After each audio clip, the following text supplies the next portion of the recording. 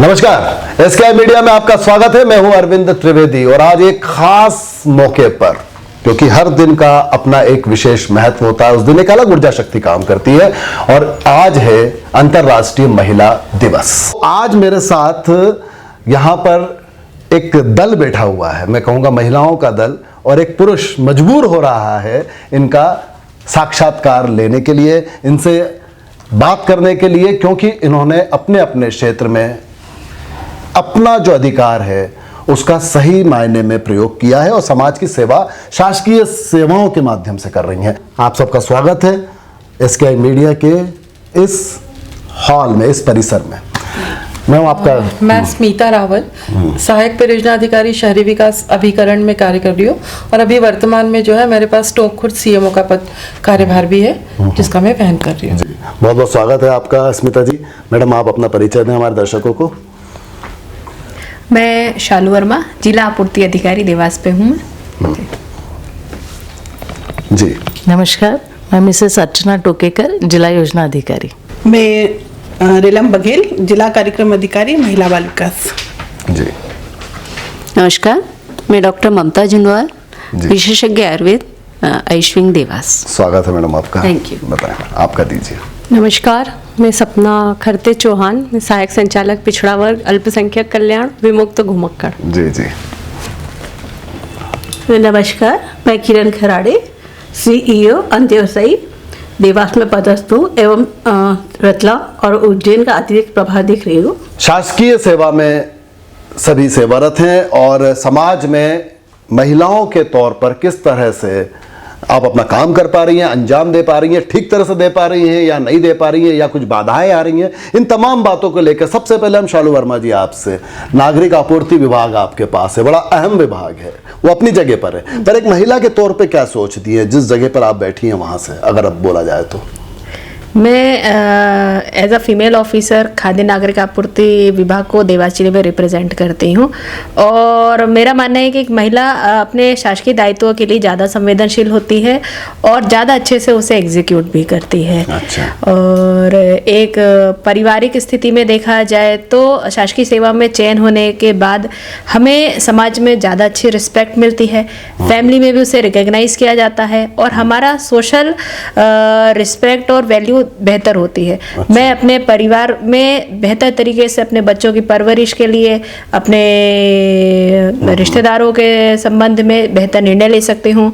कोई भी परिवार में या रिश्तेदारों की पढ़ाई में या किसी भी तरह के डिसीजन में मुझसे मेरी राय हमेशा ली जाती है और उस राय को वैल्यू भी दी जाती है। ये महत्वपूर्ण है कि आपने अपने आप को साबित किया तो लोग आपसे राय लेते हैं, वरना एक समय तो महिलाओं को राय दी जाती थी, राय ली नहीं जाती थी, या लेते भी थे तो बहुत विकट परिस्थितियों में, जब लगता था कि इनसे कोई काम है। ये बड़ी खुल के अगर हम समाज की बात करें तो ये होता रहा है, लेकिन अब आपको लगता है इसमें बदलाव आया है? हाँ, बेहतर बदलाव आया है। अब महिलाओं, बालिकाओं, लड़कियों सभी के लिए समाज में शिक्षा का है, करियर का क्षेत्र है, स्पोर्ट्स है, किसी भी फील्ड में एक बेहतर अपॉर्चुनिटी मिलती है और परिवार के सभी सदस्य यदि एक बच्चे को पढ़ाते हैं तो वो उतनी ही मेहनत उस बालिका पे भी करते हैं कि वह भी समाज में एक अच्छा नाम कमाए और परिवार का नाम रोशन करे।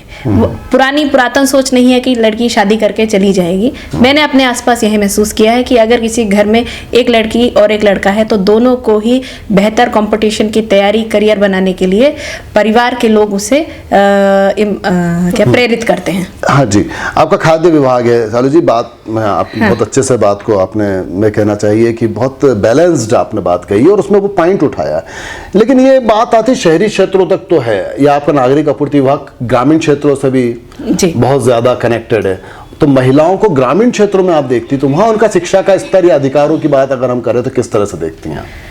इसका उदाहरण मैं अपने विभाग में ही दूंगी। हमारे यहाँ जो राशन दुकानें हैं उनकी वैकेंसी ओपन होती है, जिसमें कि आप सामान्यतः देखेंगे राशन दुकानदार पुरुष होते हैं, लेकिन अभी नवीन प्रावधानों के तहत हमारे यहाँ 33% दुकानें महिला स्वयं सहायता समूह को दी जा रही है, जिसके तहत मैंने लगभग 125 दुकानें महिला स्वयं सहायता समूहों को दी है और उनके द्वारा 550 दुकानों में से महिला समूह द्वारा राशन का कार्य किया जा रहा है, जो एक बहुत बेहतर एग्जाम्पल है हमारे विभाग के द्वारा जो महिला सशक्तिकरण के लिए है। इसमें आपका भी अहम योगदान है। तो एक महिलाओं के सशक्तिकरण के लिए, अब देखिए आपका विभाग है नागरिक आपूर्ति, जी। अब बात आपने कही सशक्तिकरण की, यानी महिलाओं के लिए कोई सीमाएं नहीं है, कहाँ हर जगह वो सशक्त है। अब सशक्तिकरण एक विभाग बनाना पड़ा, तो अपन आते हैं महिला बाल विकास अधिकारी, आप इनको पास कीजिए, रेलम बघेल जी। अच्छा, पहले तो आप ये बताएं कि आपके मन में था कि महिलाओं के क्षेत्र में कुछ करूंगी और शासकीय सेवा में ही आऊंगी, दृढ़ निश्चय के साथ सोचा? मैं मेरे बारे में बताऊंगी कि मैं मेरे गांव की पहली लड़की होंगी जिन्होंने 10वीं पास करी। अच्छा, ताली बजा दें इनके लिए। हाँ, वाह, क्या बात है। और मेरे बाद में फिर बहुत सारी लड़कियां निकली है, और मेरे एरिया में जब मैं हॉस्टल में गई तो मुझे देखकर बहुत सारी लड़कियां भी हॉस्टल में आई हैं, और हम लोग धीरे धीरे करके आज हमारा पूरा जो गांव है वो शिक्षित है, और कहीं ना कहीं सब टीचर्स है, और लड़कियों का भी अच्छा वहाँ पर एजुकेशन हो रहा है। आप कौन से गांव से ताल्लुक रखती हैं? क्या वो इतना पिछड़ा गांव था कि जहाँ मतलब हाँ, मेरा ये कौन से सन की बात है, ये भी बताइए। मेरा जो गांव है, मेरा धार डिस्ट्रिक्ट का थानला गांव है, जी, जी। और वहाँ पर एजुकेशन का इतना वो मतलब इतना एजुकेशन था नहीं, और अभी भी वहाँ पर कुछ कुछ बातों में अभी भी पिछड़ा हुआ है तो सही, अब कर रहे हैं धीरे धीरे, लेकिन अभी भी विकास की वहाँ पर आवश्यकता है। तो आप एक महिला बाल विकास अधिकारी बनिए। देखिए संयोग है, एक गांव जी। बहुत पिछड़ा, जी। वहां से पहली लड़की जो 10वीं पास करती है, और फिर वो महसूस करती है, लड़के तो पास हुए होंगे 10वीं, लेकिन लड़की पहली थी, जी। अब वो महिला बाल विकास अधिकारी बन गई, तो आपके मन में एक अलग से एक अग्नि प्रज्वलित होती होगी कि मुझे कुछ करना है। हाँ, मेरा शुरू से जैसे मैं स्कूल का एजुकेशन बहुत अच्छा रहा हमारा, और उसके बाद हम लोग पहली बार इंदौर में आए, और बहुत अच्छा अनुभव रहा कि कोई था नहीं इंदौर में भी, फिर भी हम लोगों ने उस समय 96 में हम लोग पहली बार फर्स्ट ईयर में एडमिशन लिया, और वहाँ से फिर जब हम लोगों को लगने लगा कि हाँ नहीं, कुछ प्रशासनिक सेवाओं में भी लोग जाते हैं, आने के बाद जब हम लोग गाड़ियाँ देखते थे, हमारे हॉस्टल्स में बहुत सारे अधिकारी आते थे, उन लोगों को देख के लगता था कि हमको भी यहाँ आना है। वाह। और हमने बस उसी दिन ठाना था कि ये जो मध्य प्रदेश शासन लिखी गाड़ी, बस वो गाड़ी लेना। मतलब कुछ लोगों का रोल मॉडल होता है, आपके लिए प्रशासनिक गाड़ियां रोल मॉडल हो गई। कहीं से कुछ इंस्पिरेशन मिलती है ना, ये इंस्पिरेशन थी। हम लोग पैदल चल रहे थे और सामने से गाड़ी निकली, और उसमें बढ़िया ऐसा लगा कि काश हम भी इसको लेंगे, और फिर धीरे धीरे हम लोगों ने इसकी तैयारी करी, और तैयारी करने के बाद मेरे हस्बैंड का बहुत अहम रोल रहा है मुझे यहाँ तक लाने में, और हम दोनों ने तैयारी करी, और फिर मैं प्रोफेसर बनी, हस्बैंड भी प्रोफेसर बने, लेकिन फिर भी जो प्रोफेसर में वो चीज़ें जो मेरे दिमाग में थी कि यहाँ रह के शायद मैं इतना नहीं कर पाऊंगी जितना कि मैं प्रशासनिक सेवाओं में जाके करूंगी, तो फिर मैंने फिर से इंटरव्यू दिया। और हाँ, क्योंकि आपको वो प्रशासनिक गाड़ियां खींच रही थी, तो आप प्रोफेसर कैसे रह सकती थी? क्योंकि आपको तो वो लाल बत्ती जिसे जमाने में कहते थे उसमें बैठना था। ठीक है, देखिए बात वही होती है कि आपको कौन सी चीज आपको हिट करती है कि मुझे ये बनना है बस, और उसके बाद फिर सेकंड चीज क्या होती है? उसके बाद आपका कॉन्फिडेंस। मेरे ख्याल से तो एक महिला के अंदर कॉन्फिडेंस की अगर हम बात करें तो डॉक्टर से बात करते हैं। डॉक्टर ममता, आप बताएं आत्मविश्वास का क्या स्थान है? अभी आपने शालू वर्मा मैडम को सुना, रेलम बघेल मैडम को सुना, देखा किस तरह से। अब आप अपना बैकग्राउंड भी बताइए, और एक आत्मविश्वास को लेके कि जो बनना है बस वो बनना है। जी जी, मैं डॉक्टर ममता जुनवार, मैंने उज्जैन से अपनी पूरी शिक्षा प्राप्त की। मैं भी मैम की तरह अपने जो घर की सबसे पहली ऐसी, मतलब मेरी सिस्टर्स पढ़े हैं पर वो ऐसा प्रोफेशनल डिग्रीज में नहीं जा पाए, उन्होंने 12th तक पढ़े। फिर पापा की बड़ी इच्छा कि डॉक्टर बने, और मुझे जो सबसे ज़्यादा चीज़ अट्रैक्ट करती थी वो सफ़ेद कोट करता था।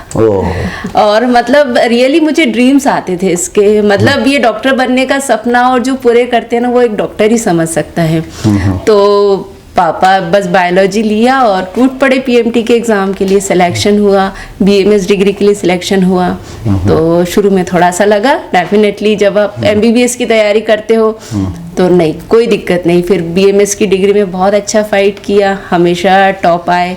उसके बाद हमने पीजी किया, पीजी में भी सेकंड जब एंट्रेंस हुआ उसमें सेकंड पोजीशन मिली, फर्स्ट पोजीशन मिली। और उसके बाद हमने पीजी कंप्लीट किया, पीएससी फाइट किया, पीएससी में सेकंड पोजीशन मिली। तो इस तरह से यहाँ पर आए। और फिर उसके बाद ना, चूँकि एक ये था कि नहीं, पढ़ाई ऐसी चीज थी कि नहीं, बस हमें पढ़ना आगे, इसके अलावा मुझे कुछ नहीं दिखता था। आज जब मैं अपनी छत पर बच्चों को देखती हूँ ना कि कहीं कोने में बैठ के बस पढ़े जा रहे हैं, तो कल ही एक प्यारी सी बच्ची से मेरा डिस्कशन हुआ, मैंने कहा तुमको देख के ना मुझे अपना बचपन याद आता है कि बस हम पढ़ते रहते थे। तो वो मुझ में ज़्यादा वैसे एटीट्यूड नहीं था, एटीट्यूड इन द सेंस कि बहुत ज़्यादा टॉकेटिव नहीं हूँ मैं। तो मुझे जो कॉन्फिडेंस मेरे में आया वो मेरी पढ़ाई के कारण ही आया। वाह, बहुत अच्छी बस बात पढ़ाई के कारण मुझे पता था कि मुझे यदि कोई चीज आगे ले जा सकती है तो मेरी स्टडी। और मेरे पेरेंट्स ने मुझे कभी इस चीज के लिए नहीं कहा कि नहीं तुम्हें पढ़ना है। मुझे शादी के लिए भी कोई ऐसा नहीं कि तुमको जल्दी शादी करनी। हमारे यहाँ दीदी की भी शादी 12th के बाद ही हुई थी, कभी शादी के लिए भी नहीं हुआ कि नहीं आपको जल्दी शादी। क्योंकि वो आपको कॉन्फिडेंस आपके फादर मदर को दिख रहा था कि कुछ कर गुजरेगी, हाँ। संभावनाएं आप में दिख रही थी, जी। या आपने उनको इस बात के लिए कन्विंस कर लिया था कि मैं बन के दिखाऊंगी? क्या हुआ था? मैं आपको बताना चाहूंगी कि मैं हमेशा उज्जैन के 10th 12th में टॉपर रही हूँ पूरे जिले में। तो वो उनका हमेशा कॉन्फिडेंस नहीं, हमारी बच्ची हमेशा जब भी रिजल्ट आता था ना वो अपने ऑफिस में मिठाई बांटना है, तो एक तो उनकी खुशियाँ, उनके ड्रीम्स पूरा करना मेरे ड्रीम्स बन गए थे और मैंने ड्रीम्स उनके पूरे किए। मैं अपने आप को खुशनसीब मतलब आपके फादर मदर को आप में कॉन्फिडेंस दे दिया था। बिल्कुल, वो तो आज भी प्राउड फील करते हैं मुझे देखकर मुझे।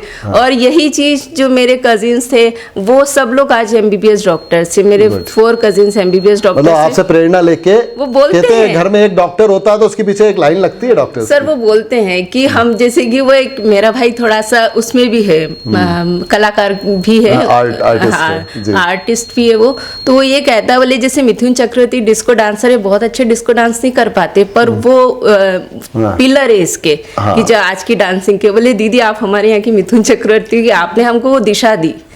तो इस तरह से आत्मविश्वास तो मुझ में बस मेरी पढ़ाई ही मेरा आत्मविश्वास रही जी। आपने बात की मिथुन चक्रवर्ती की, वो भी कॉन्फिडेंस का जीता जागता सबूत है। जी। तो मैडम आप आइए, आपसे मैं इसलिए पूछना चाह रहा हूँ कि आप बहुत देर से ये तीनों बातें सुन रही है, तो मुझे ऐसा लग रहा है ये तीनों बातें कहीं ना कहीं आपसे कनेक्ट हो रही हैं। तो चलिए आप इनको माइक दीजिए, बताइए। धन्यवाद। सबसे पहले तो हम मतलब प्राउड फील करती हूँ कि देवास जिले में जो मैं आई हूँ और ये हमारी बहुत सारी लेडी ऑफिसर है जिनसे समय समय पर हमको भी इंस्पिरेशन मिलता रहता है। क्योंकि मुझे तो 30 साल हो गए नौकरी में आते। हाँ ठीक है ना, 30 साल की बात मैं बाद में करूंगा। हाँ। 30 साल पहले की बात करूंगा। उस समय महिलाओं का नौकरी करना बहुत मुश्किल, या तो ऐसा लगता था बहुत मजबूरी में कर रही हैं या फिर बहुत लड़ झगड़ के करना पड़ रहा है। तो आपका क्या बैकग्राउंड रहा? क्योंकि मना करने वाले बहुत मिलते थे, क्या नौकरी कराओगे तुम? उस समय की आप नौकरी की बात कर रही हैं।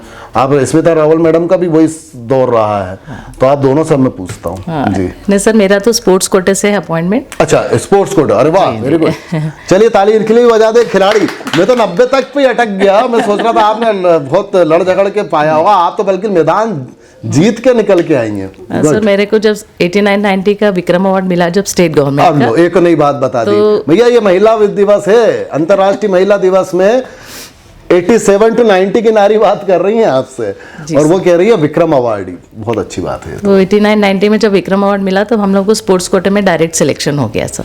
वाह, ये तो बहुत अच्छी बात है। 87 में हम लोग रशिया भी गए थे। अब लो एक के बाद एक आप बताते थे। आपको मालूम है रशिया में? अच्छा, रशिया भी गई। रशिया दैट मीन्स आप कब गई? सर 1987 में। 87 जब जो USSR। हाँ सर, इंडिजिनस गेम्स का तब डेमोन्स्ट्रेशन था and that time PM was Rajiv Gandhi और हम लोग इंडिजिनस गेम्स के डेमोन्स्ट्रेशन के लिए गए थे। एक फेस्टिवल हुआ था। जी सर, फेस्टिवल ऑफ इंडिया था। और खो खो मेरा इंडिजिनस गेम्स है। अरे वाह। तो खो खो और एथलेटिक्स में थे, पर हम इंडिजिनस गेम्स खो खो के डेमोन्स्ट्रेशन के लिए गए थे। बड़ा कठिन गेम है ना? जी सर। सीधे देखो इधर, उसमें आपको बिल्कुल सबसे फास्टेस्ट गेम कह सकते हैं उसको। तो स्पोर्ट्स कोटे में हूँ सर मैं, तो मुझे वो स्पोर्ट्स से ही सारा मिला है। अच्छा, कि स्पोर्ट्स की तरफ आपके परिवार में भी कोई रहा जिसके कारण आप स्पोर्ट्स कोटे में गई? स्पोर्ट्स की तरफ रुझान उस समय पे, मतलब बच्चों का घर से आप टाइम से अंदर आइए, टाइम से बाहर जाइए, ये सब था। और आप भी गांव से ताल्लुक रखती हैं? नहीं, मैं इंदौर से हूँ। इंदौर से हैं, तो चलिए एक शहर का कुछ फायदा तो मिला। जी सर, इंदौर में हूँ मैं। जैसे जेल रोड पे हम लोग रहते थे, वहाँ जो सुषमा सारोलकर और नीलिमा सारोलकर जो है, तो वो हम लोगों के घर के पास में ही रहते थे, तो चूंकि वो लोग जाते थे तो हम लोगों ने भी उनसे सीखा कि ये जाते तो हम भी चले जाए। अच्छा। ऐसा उस समय कुछ अच्छा माहौल नहीं डेडिकेशन था। जी सर। चलिए आप रशिया चलते हैं वापस अपन, जी फिर सर। सोवियत संघ में क्या हुआ? तो हम लोग को डेमोन्स्ट्रेशन था 3 सिटीज में, मास्को, कीव एंड मिन्स्क में। अच्छा, Moscow, Minsk and Kyiv. Kyiv. जी। आप बकायदा सोवियत संघ का दौरा करके आई अपने शुरुआती दिनों में कॉलेज के समय पे, जी। और कीव गई, तो कीव तो अभी खतरों का खिलाड़ी कोई जा सकता है वहां पर, अभी फिलहाल तो ये हालत है वहां पे। जी। तो ये बड़ा अच्छा लगा सुन के कि आपने अपने उस समय पे इंडिया फेस्टिवल जो हुआ था उसमें भाग लिया, तो ये तो एक तरह की प्रेरणा है। तो चलिए अब आप जस्ट मैं आज की महिलाओं के लिए यही कहना चाहूंगी कि मैं स्पोर्ट्स कोटे से तो पहले बोलते थे ना कि खेलोगे कूदोगे बनोगे खराब, पढ़ोगे लिखोगे बनोगे नवाब। पर मैं क्या चाहता हूँ, तो ये दोनों ही मतलब गलत है। आप खेलोगे कूदोगे तो भी नवाब बनोगे और पढ़ोगे लिखोगे तो भी आई नवाब थिंक देयर बनोगे। शुड बी नाइस मिक्सचर, जी, आई जी, थिंक वो चीज होना चाहिए। और ये जो डिसिप्लिन या जो काम करने का जो स्पिरिट रहता है वो मुझे स्पोर्ट्स से ही मिला है। ये बात बहुत अच्छी कही है कि महिलाओं को स्पोर्ट्स को लेके जी। बहुत ज्यादा एक्सपोजर नहीं हुआ कभी भी। स्पोर्ट खेलना कूदना, हाँ। अब तो पहलवान बन जाती है, अब तो Exactly. फिल्म बन जाती है, अब तो रेसलर। और अब आप देखो जगह जगह पे अंतर्राष्ट्रीय महिला दिवस पे हमारा SKI मीडिया का काम करने का, जी। बातचीत करने का कारण यही है कि आप अपनी शासकीय सेवा में तो हैं, जी, लेकिन जी। आप कितना ओलंपिक्स को इंस्पायर करती, कितना अपने जीवन में एक दूसरे के साथ शेयर करती हैं, तो लोग कितना सीखते आपको हैं। डिसिप्लिन एंड स्टेमिना और बहुत सारी चीजें जो स्पोर्ट्स से ही मिलती है। बिल्कुल। तो इसलिए मैं देखती इनिशियल डेज तो आप इन सबको थोड़ा स्पोर्ट्स कराया क्या? बिल्कुल सर, है जी? हम लोग कोशिश हाँ, करें। कहना तुम आज स्पोर्ट्स के और अब लिए चूंकि सिविल सर्विसेज में मतलब हम लोग आने के बाद सिविल सर्विसेज में खो खो नहीं होने के कारण हम लोग नहीं खेल पाते।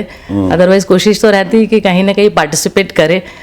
और एक जैसे महिला की आवाज, खो-खो का ग्राउंड होना चाहिए, प्रशासन नहीं सुने। बच्चों को खेलते हुए देखता है तो मुझे वही दिन याद आते हैं कि हमारे समय तो कोई फैसिलिटीज नहीं हुआ करती थी जी हाँ, जी सर। हाँ। सुबह 4:30 बजे हम चिमनबा ग्राउंड पे तब जाते थे जब हमें दिखता भी नहीं था कि गड्ढे कहाँ हैं। आप बताओ ना, आज की जनरेशन खेलने का टाइम मिलता है क्या? वो तो कंप्यूटर, यूट्यूब, फेसबुक और डिजिटल प्लेटफॉर्म सब कुछ, हालांकि हम भी उसी पे बैठे हैं, लेकिन एक समय होता है हर चीज का। हर चीज़ का एक टाइम फिक्स होना चाहिए। आपको स्पोर्ट्स एक्टिविटी में भी होना चाहिए और आपका जो लाइफ का जो गोल है उसको अचीव करना चाहिए।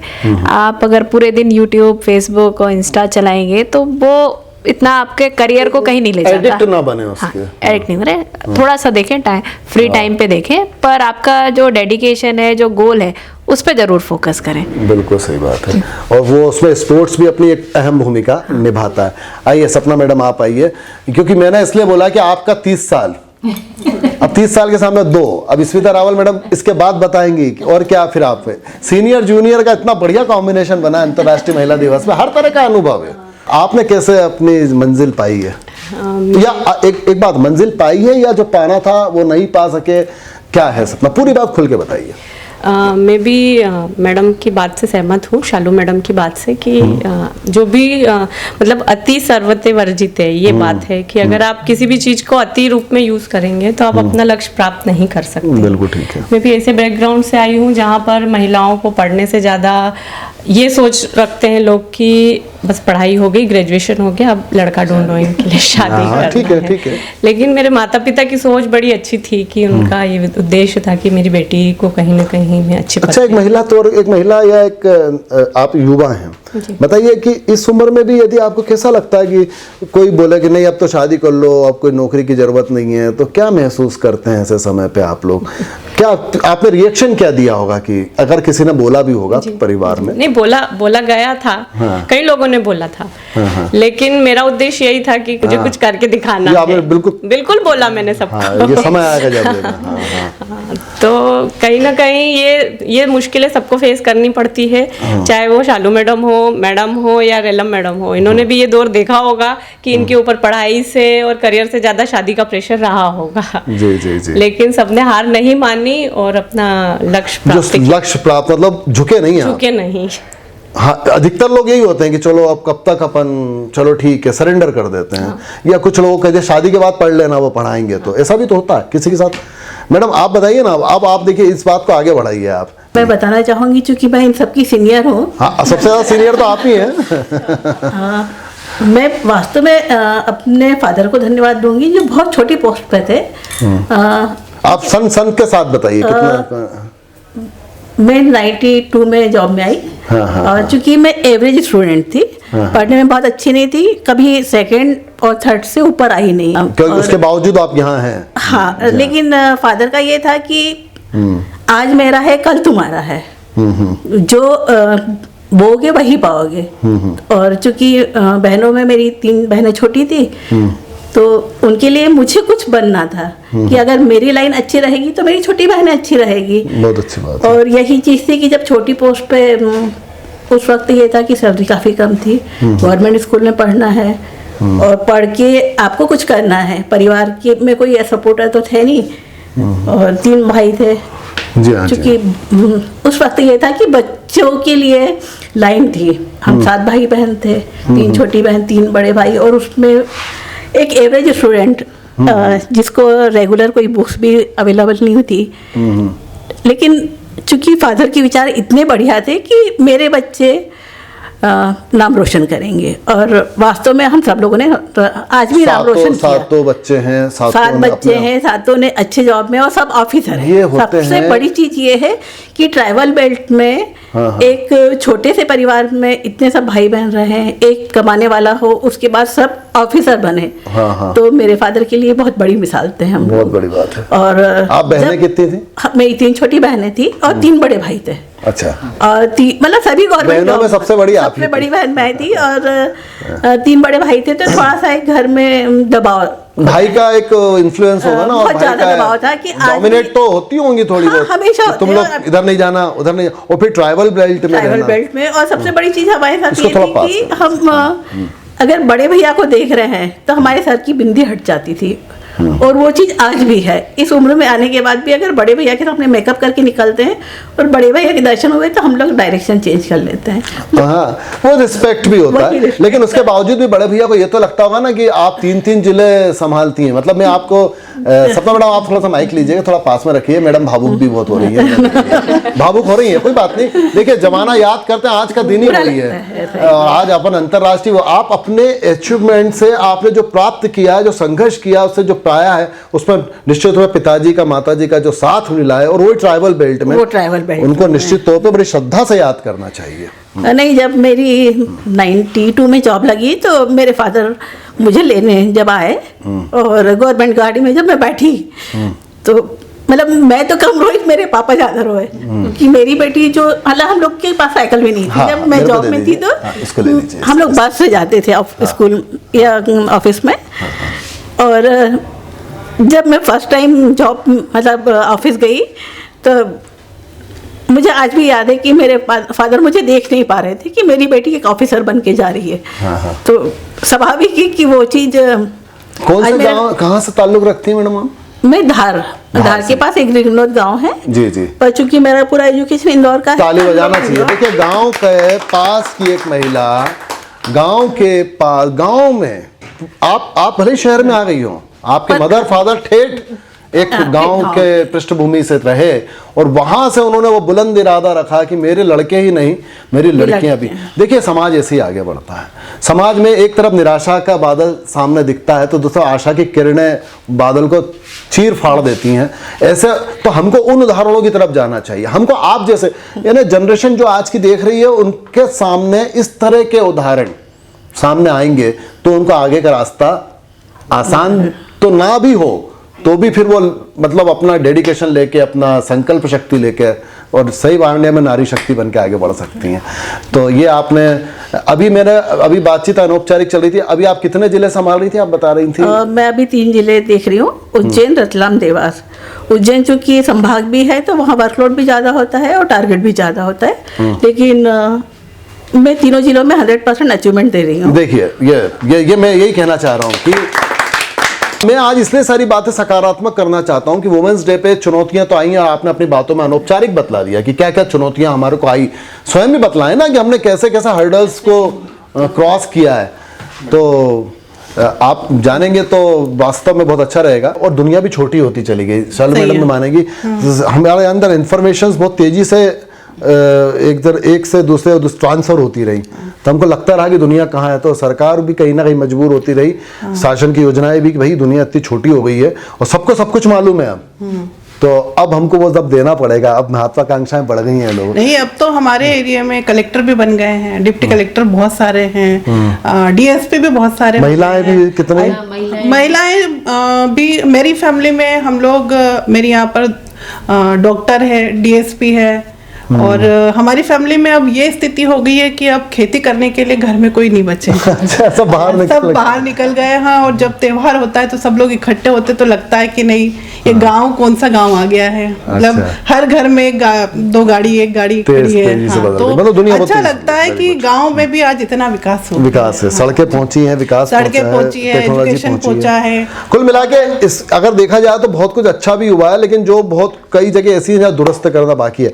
अब अपन सबसे सीनियर मैडम की बात कर रहे हैं तो इसमें स्मिता रावल मैडम को लेंगे।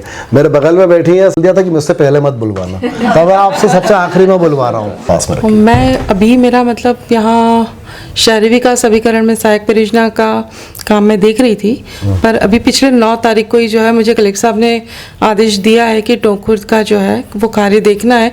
एक्चुअली वो देखने का मकसद केवल ये है कि स्वच्छता अभियान अभी चल रहा है, जो हमारे प्रधानमंत्री जी और मुख्यमंत्री जी की भी प्रायोरिटी रही है, और उस पर सारी उम्मीदें लगी हुई कि कौन कितना अचीव करता है, क्योंकि हमारा पड़ोस का ही जिला है इंदौर, जो 5 बार नंबर 1 पे रहा है। हाँ। और अभी हमारे देवास जिले को भी जो है 3 टॉप 10 में तो पहुंच गया है, तो हम क्यों तो कलेक्टर साहब के मार्गदर्शन में इसलिए करना चाह रहे हैं कि इस बार जिले की रैंकिंग होना है। हाँ। और हम लोग सारे लोग इस कोशिश में कि हम अपने जिले को जो है एक अच्छी ऊंचाई दे पाए, एक अच्छा काम कर पाए। बाकी काम आसान नहीं है।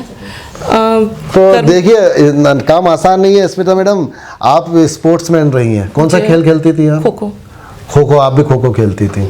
आप भी खो-खो खेलती थी। चलिए, आप दोनों मिलकर अब एक खो-खो का ग्राउंड तैयार कराइए। अब हम अगली बार बैठेंगे, अगले महिला दिवस पे, तो खो-खो खेलते हुए देखेंगे। नहीं, अभी आज ही मेरे यहाँ टोंक में बात हुई है, वहाँ कुछ ग्राउंड जो है वो तैयार किया जाना है, और खेल अधिकारी के पास उसकी राशि भी आई हुई है। अच्छा। तो उनसे केवल कोऑर्डिनेशन की जरूरत है, बाकी हम लोग तैयार करा लेंगे। खो-खो भी खिलवा देंगे। बिल्कुल। आप अपना बचपन याद करेंगे उसमें, और दूसरों का बचपन देखेंगे। बहुत अच्छी बात कही। अब देखिए, स्वच्छता अभियान का देखिए, एक वही मैं कह रहा हूँ, एक महिला अधिकारी को आप एक के बजाय दूसरी जिम्मेदारी भी देते हैं, और आपको लीड करना होगा टोंक खुर्द, और फिर स्वच्छता के क्षेत्र में देवास जिले को लेके भी आना, और यह सबकी जिम्मेदारी है। जनता के साथ साथ आप सब नारी शक्तियां बैठी हुई हैं, तो कैसा लगता है आपको जब एक महिला को इस तरह की जिम्मेदारी जब ऐसे कोई चैलेंज मिलता है तो उसे एक्सेप्ट करने में जो है बहुत अच्छा लगता है कि हमें कुछ जिम्मेदारी दी है और हम उस चैलेंज को एक्सेप्ट कर रहे हैं, और फिर उसको हम फुलफिल करें। अच्छा, कि हमने उसके बहुत सारे पार्ट हैं, तो उन सभी पार्टों को बहुत बारीकी से देखना होता है कि कहीं ये कमी ना रह जाए जिसके कारण हमारे मार्क्स। अच्छा, आप सबसे एक बात पूछूंगा मैं, आपको कहीं ऐसा लगता है हमें कोई कुछ बोल ना दे, तैयारी होना, मतलब कोई डांट ना दे, हमारा अधिकारी, हमारे एक सिंसियरिटी होती है। लड़कियां होती हैं भावुक, लड़के तो अरे डांट दिया आगे बढ़ो, चलो छोड़ो अपन देख लेंगे। लड़कियों को तो मेरे को ऐसा बोल कैसे दिया, वो नौबत ना। आप लोगों के मन में आता है? इसलिए रहता है कि हम लोग पूरी तैयारी करके कहीं भी जाएं, जिससे ये स्थिति ना हो कि हम लोग जवाब ही ना दे पाए, या हमें उसके बारे में कुछ पता ही नहीं है, या पता है तो आधा अधूरा पता है। ये स्थिति हम लोग ना हो, यही पूरी तैयारी रहती है। अच्छा, आप जो महिलाएं बच्चियां तैयारी कर रही है सिविल सेवा की या शासकीय सेवा में आने के लिए कोई भी, तो उनको आप क्या संदेश देंगी? अपने लक्ष्य को जो है, अर्जुन की जो तीर वाला आंख वाला है लक्ष्य, कि उसको केवल आंख देखना है, वही अभी बच्चों को है कि वो उसी तरीके से अपना गोल देखें और अपने आगे करें। वो जो जनरेशन तैयार हो रही है महिलाओं की, वो बताएगी कि हम भी आसमान हिला देंगे, वाला भाव आना चाहिए। नहीं, देखिए, कर गुजरने की बात अगर आप अभी कह रहे हैं, तो अभी कुछ समय पहले ही माननीय मुख्यमंत्री जी चिड़ावत आए थे, और हमारी शालू मैडम ने जो है झंडे गाड़े थे कि वहाँ उनको लिख करके देना पड़ा कि ये बहुत अच्छा काम किया। वाह, क्या बात है, ताली। यही है अभिव्यक्ति की आज़ादी। भाई क्यों हम हिंदुस्तानी अगर एक नई कहानी लिख रहे हैं, कई छोटी छोटी बातें हैं जो अगर वो अपने जीवन में लेके आए तो बड़ी बड़ी मंजिलें वो फतह कर सकते हैं।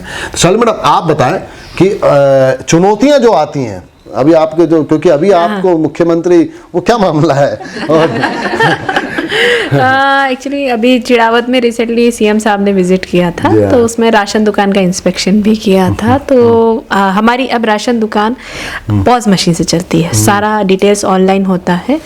तो सीएम साहब ने वो देखा था, तो मैंने उनको डेमोन्स्ट्रेशन करके दिया था कि सर किस तरह हमारा ऑनलाइन डिस्ट्रीब्यूशन रियल टाइम होता है, हम किस तरह से पिछले कई महीनों की मॉनिटरिंग करते हैं, डेटाबेस कैसे होता है, कौन छूट गया कौन रह गया, उसका मॉनिटरिंग का क्या पूरा सिस्टम है। तो वो उस चीज़ से सेटिस्फाइड थे। फिर हमने उनसे रिक्वेस्ट भी किया था कि सर आपका जो भी फीडबैक हो तो प्लीज़ हमारे इंस्पेक्शन रजिस्टर में आप लिख दीजिए। तो उन्होंने उसको राइट डाउन किया था कि हाँ मैंने यहाँ इंस्पेक्शन जबकि किया। बहुत यहाँ कम व्यवस्था समय रहता पाई। है, मैं भी वहाँ था, बहुत कम समय में बहुत सारे काम आपको करना होते हैं। ये था कि पिछला जो लास्ट विजिट था सीएम साहब का, वहाँ कहीं डीएसओ को सस्पेंड हाँ किया वहाँ पे था शायद। हाँ अन्य जिले में इससे पहले कार्रवाई हुई थी, पर कलेक्टर साहब के मार्गदर्शन में उन्होंने फुल सपोर्ट किया था।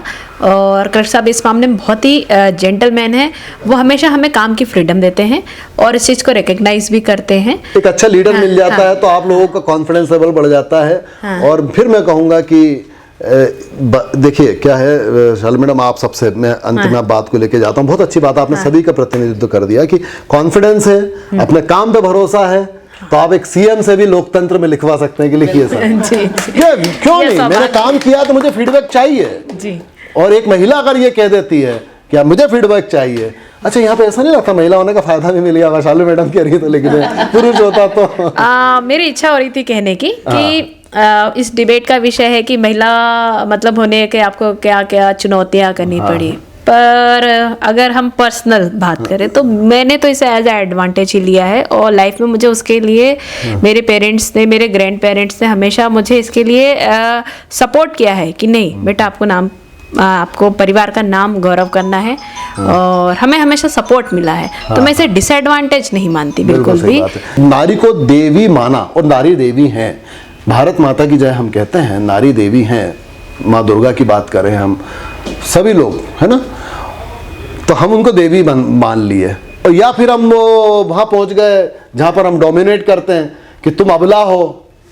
अब नारी ना तो अबला है आज की, ना देवी तो देवी होती हैं। तो मेरा तो ऐसा लगता है कि बराबरी होना चाहिए। वो बराबरी महसूस करते हैं आप?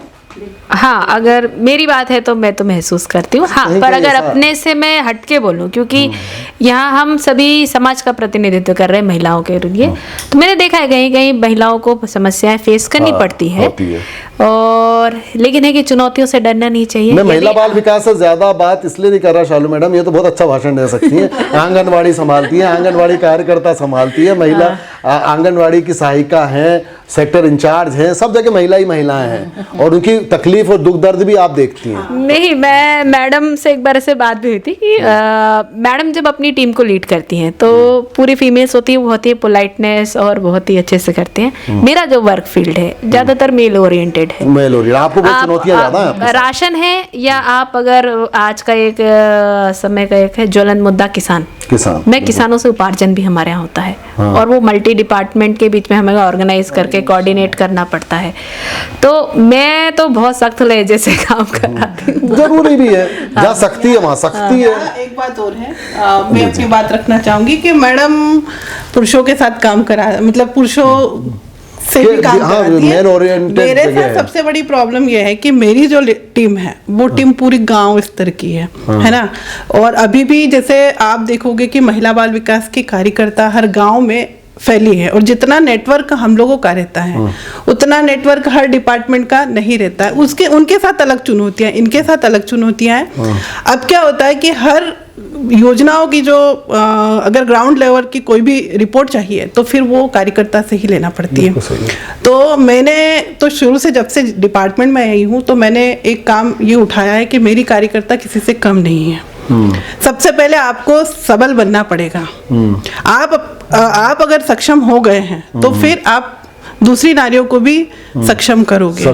तो मेरा जो मैं बहुत कोलाइड नहीं रहती हूँ, मैं बहुत कोलाइड नहीं रहती हूँ। मेरे साथ अगर कोई कार्यकर्ता अब हस्बैंड को भेजती है कि ये बात तो इसके पोलाइट मैं- होने में दिक्कत क्या है मैडम? नहीं वो मतलब क्या जहाँ- नारी का कमजोर हो जाती है क्या पोलाइट हो जाती है? नहीं कोलाइड होने में दिक्कत तो नहीं है, लेकिन लेकिन जहाँ जरूरी है, जहाँ शक्ति जरूरी है शक्ति है तो शक्ति तो रखनी नहीं, पड़ेगी। इसमें- अगर शालू मैडम लेडी होकर के अगर किसी पुरुष से यहाँ बात करेंगे और वो इतने कोलाइड से पुरुष वर्चस्व की दुनिया है वहाँ तो इस आपके डिपार्टमेंट में। लेकिन दूसरी चुनौती जिधर मैं इशारा कर रहा हूँ, एक्चुअली महिला आपके डिपार्टमेंट में ज्यादा, लेकिन महिला भी तो आती तो अपने परिवार से है ना, पुरुषों के मेरे बीच साथ में तो- गांव में, तो वहां पर उनको तो चुनौतियां ज्यादा बहुत ज़्यादा। और मैं उनकी एक एक प्रॉब्लम को जानती हूँ और मैं वैसा ही काम करती हूँ कि उनको कि कैसे आपको इन परिस्थितियों से सामना करके अपना काम करना है, क्योंकि पूरे टाइम वो काम करती है, पहले घर का काम करती है, फिर बच्चों का काम करती है, फिर आके आंगनवाड़ी में जाती है, फिर पूरे टाइम आंगनवाड़ी में रहती है, फिर वापस, और इस बीच कितनी मीटिंग है, कितनी जानकारी। और उसके बाद भी देखिए सामाजिक संबंधों को भी निभाना पड़ता है गांव में, और उसकी अपनी रीतियां हैं, सारी मर्यादा में रहकर मर्यादा रीतियां सब है आज भी गांव में। क्यों कल्चर छोड़ेंगे, है ना? आधुनिक हो रहे हैं लेकिन कल्चर तो अपनी जगह पर है, उसको लेकिन भी मैंने निभाना देखा है कि वाकई में अब धीरे धीरे जो परिस्थितियां बदल रही है वो बहुत अच्छे से बदल रही है। आज हमारी जो रिपोर्ट बनती है वो मैं जिले से नहीं बनाती हूँ, मेरी आंगनवाड़ी कार्यकर्ता बनाती है, उस मोबाइल एंड्रॉइड फोन को यूज करती है और उसकी जो रिपोर्ट है उससे जिले की रिपोर्ट बनती है। वाह, तालियां। देखिए ये बात है, वो मतलब आधुनिक, वो आप बकायदा लैपटॉप भी संभाल लेती हैं अब। हाँ, वो अपना मोबाइल के ऊपर सब कुछ संभाल लेती हैं। हाँ, और वो पढ़ी लिखी इतनी नहीं है जितनी मतलब उम्मीद की जाती है आज की नारी से, उसके बावजूद भी सब कुछ संभाल लेती है। हाँ जी, वो तो अब धीरे धीरे पढ़ाई पे भी ध्यान दे रही हैं। किसी समय था कि 8वीं तक पढ़ी हुई आंगनवाड़ी कार्यकर्ता रहती थी, लेकिन अब 10वीं 11वीं 12वीं करके वो थोड़ा एजुकेशन बढ़ रहा है और दिख भी रहा है, वो अपनी बात खुद रखने में सक्षम भी है। और आज हम लोग उनको मैडम बना रहे हैं, अब वो आंगनवाड़ी कार्यकर्ता से मैडम बन रही है, और इसीलिए मैं उनको मतलब शक्ति जहाँ रखनी है वहाँ शक्ति रखती हूँ, और जहाँ सपोर्ट करना है वहाँ ये लीडरशिप है, ये लीडरशिप है, इसी को लीडरशिप कहते हैं। एक डॉक्टर के तौर पे स्वास्थ्य को लेके बताइए आप बात खत्म करते हैं, स्वास्थ्य का क्या महत्व है, और आप स्वास्थ्य को लेके, एक महिला अपने स्वास्थ्य पे बहुत कम ध्यान देती है, वो पूरे परिवार के स्वास्थ्य पे ध्यान देती है पर अपने शरीर पे, अपने स्वास्थ्य पे ध्यान बहुत कम देती है। शिकायत तो पुरुषों को है। डेफिनेटली मैं, हमारे यहाँ जो पेशेंट आते, महिला पेशेंट आती, सबसे पहले उनकी जो कंप्लेंट्स है उसके साथ ना मैं उनकी काउंसलिंग पहले करती हूँ। आई मीन बहुत सारी ऐसी कंप्लेंट है कि जो डेफिशिएंसी डिसऑर्डर के कारण ही होती है, या जैसे उनको कुछ भी कंप्लेंट आ रही है तो बस मैं उनका डाइट प्लान हो, उसके बाद ही मैं उन्हें कुछ मेडिसिन प्लान करती हूँ, काउंसलिंग करती हूँ, उनको कुछ योगा के उनको योगा भी सिखाती हूँ कुछ समय के लिए, और उनको 2-3 दिन के लिए बुलाती हूँ आप योगा करें। और उनको कुछ यदि ऑनलाइन कुछ योगा का कुछ रहता है तो हमारे पास एक टीम है, हम उनसे कोऑर्डिनेट करवाते हैं, फिर उनसे फ़ोन पर भी योगा करवाते हैं। और स्वास्थ्य के दृष्टिकोण से तो डेफिनेटली उनको एक नई पीढ़ी को जन्म देना है, इसके अलावा उनके खुद के लिए भी उनको उनका जीवन जीना है, अपनी सेल्फ आइडेंटिटी के लिए, हेल्थ के लिए डेफिनेटली उनको बचपन से ही अपनी हेल्थ का ध्यान रखना चाहिए। और आजकल के पेरेंट्स तो बहुत रख रहे हैं, और विभाग और बच्चे समझ ले कि महिला भी आजकल जागरूक हो रही है, बच्चे भी जागरूक हो रहे हैं स्वास्थ्य के लिए। देश बदल रहा है, देश बदल रहा है, डेफिनेटली देश बदल रहा है, एक अच्छी दिशा में हम लोग जा रहे हैं। तो सपना मैडम आप बात खत्म करें, मैं कहता हूँ आज इस कार्यक्रम को आप समाप्ति की ओर लेके जाइए अपने स्पेशल कमेंट्स के साथ। मतलब ये देखा जाए कि आज का ज़माना तो बदल चुका है। जो पुराना ज़माना था, जैसे मैडम की बात सुनी हमने, किरण मैडम की बात सुनी हमने, शालू मैडम की बात सुनी। हाँ, सबसे छोटी आप ही हैं। नहीं, वो शालू अच्छा, शालू है, ठीक है। तो आप इसी कॉन्फ्रेंस में सुन रहे हैं कि ज़माना कहाँ था और अब कहाँ आ गया है। मतलब पहले जैसे मैडम बता रहे थे कि हम लोग इस सन में स्कूल जाते थे तो साइकिल से जाते थे, और पैदल जाते थे। और आज कोई, मेरे ख्याल से बहुत कम बच्चे होंगे, सभी कोई ना कोई किसी न किसी वाहन से जा रहे हैं। या और इतनी, अरे हम बैठते थे तो टाट पट्टियां भी नहीं थी। मैं भी टाट पट्टी वाली स्कूल में बैठ के यहाँ तक पहुंची हूँ जी। तो जमाना तो बदल रहा है, अच्छा लग रहा है, अच्छा लग रहा है, ठीक है। अब जो आज की नारी है वो कल हमारा पूरा, एक कहना चाहिए पूरे देश का भविष्य भी निर्धारित करेगी। तो एक शिक्षित नारी, एक पूरे परिवार को शिक्षित करती है और परिवार के माध्यम से पूरे समाज पूरे को शिक्षित समाज को। करती है। और देवास की बात अगर हम करें तो हम देश तक ये बात करेंगे कि इस देश में 50% के करीब नारी हैं और वो नारी जो है सब पे भारी है। और वैसे भी क्यों है? प्रदेश में देवास जिला ही एक ऐसा है जहाँ पर इतनी सारी लेडी ऑफिसर्स हैं। देवास में सबसे ज्यादा लेडी, हमारी विधायक भी देवास में लेडीज हैं। और एक जमाना था देवास में कलेक्टर भी लेडीज ही आती थी। अगर आप देखें कलेक्टर की लिस्ट तो आपको काफी लेडीज के नाम और उसमें इस बात मिलेंगे। को लेके हमारे कलेक्टर साहब भी बड़े प्राउड फील करते हैं कि मेरी लेडी ऑफिसर बहुत एक्टिव है। अच्छा अच्छा, चलिए तो ये यहीं पे बात करते हैं कि एक जिले का कलेक्टर प्राउड फील करता है कि मेरे यहाँ की लेडीज ऑफिसर्स बहुत अच्छा काम करती हैं जिससे उनको सहायता मिलती है। एक इसलिए भी कि यहाँ का मुख्यमंत्री हमारी एक लेडीज ऑफिसर के कहने पे कहता ला मैं फीडबैक देता हूँ। ये दो बड़े अचीवमेंट आज की बातचीत के निकले हैं। और बाकी आप सबने अपने अपने तरीके से अपनी जिंदगी को जिस तरह से सामने रखा है, निश्चित तौर पर हमारे SKI के दर्शक, खासकर युवा, नवयुवक, नव युवतियाँ, उनके माता पिता, इसकी एक लंबी चर्चा आपने समय निकाला। लाइक कीजिए हमारे चैनल को, सब्सक्राइब कीजिएगा और यदि आपको लगता है कि सबकी बातचीत में दम है तो कमेंट्स भी कीजिएगा। बहुत बहुत धन्यवाद, एक बार फिर से शुक्रिया।